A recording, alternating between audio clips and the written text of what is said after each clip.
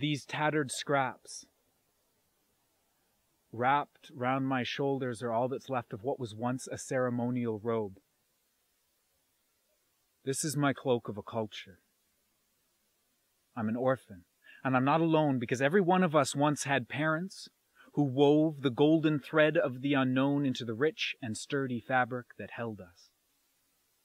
Our parents were weavers, and our robes of fabric our homes. Now, life in those days wasn't particularly full of creative freedom.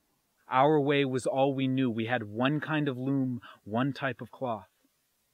Really, only standing on the shores of dream time did we dare to imagine shifts of texture in our robes, simple glimpses of distant colors, or weaves we'd seen in shadows. And then the dawn would come and draw us back to our strongly shared, though unvarying, folds of home.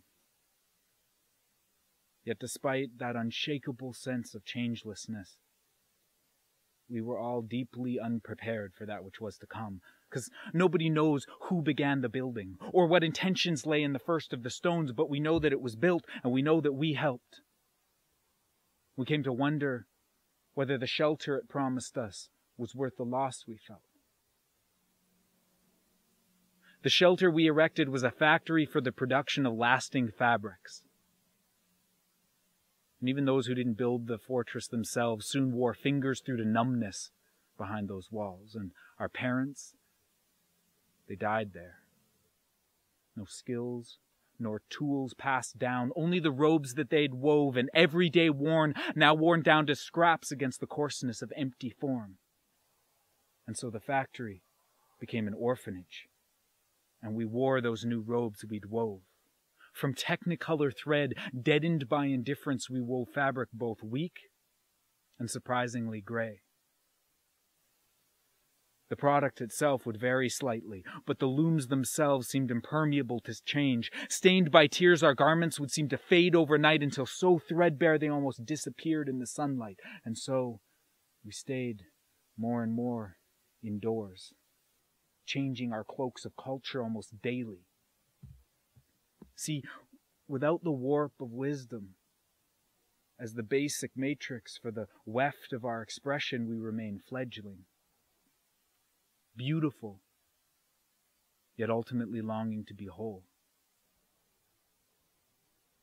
And so, to some, it was no surprise when one day a handful of us heartful gathered our heartstrings into bundles and braved emancipation. It turned out there was no guard to outsmart, there wasn't even a fence to scale. We simply walked away, out into the desert, to the sound of fabric tearing, to the sounds of our siblings' wailed warnings of the harshness of the wild. We stitched, patching together bits of factory fabric along with the salvaged scraps of our parents' fine robes. And although we occasionally wander back to the fringes of the factory for patches, like so many ravens scavenging for scrap stuffs, we are learning again to depend on our own. So this is my cloak of a culture. These tattered scraps wrapped round my shoulders are all that's left of what was once a ceremonial robe. And although the desert sun seems to slip through its seams, as does the frozen stillness the snowy nights often bring, our winged dreams provide shade in the rawness of these blazing days, and it's the playful flames of our reborn stories that warm our hearts in the darkness. With our dreams and our stories at our side, we are beginning again to timidly trust the mysterious wild. For it's here, in the dark mercy of the tundra, the forgiving arms of the woods, these open grasslands, that we are learning again to weave. Indeed, it is in the bewildering wild that the spirit weaver speaks and offers us as many colors of heartstring thread as our souls can conceive of, within the boundaries we create in our heads. So, it's true, our parents are dead.